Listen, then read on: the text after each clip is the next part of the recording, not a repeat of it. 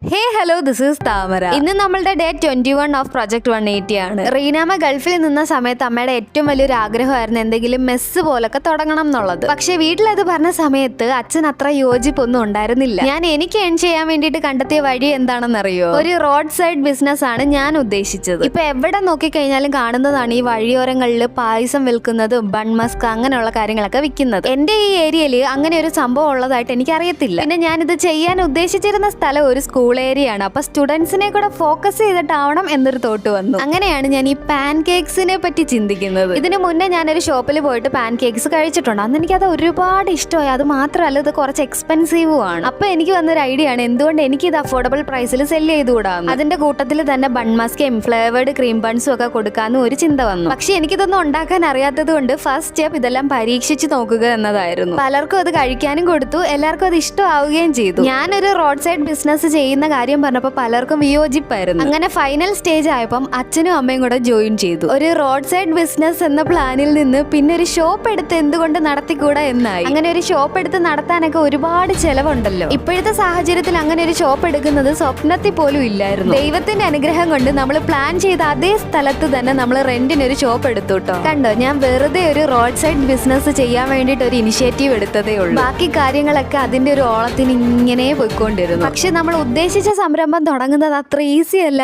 ഇതിന്റെ ഫോർമാലിറ്റീസ് ഒക്കെ അറിഞ്ഞപ്പോഴാണ് മനസ്സിലായത്. ബാക്കി ഡീറ്റെയിൽസ് ഒക്കെ നാളെ പറയാവേ.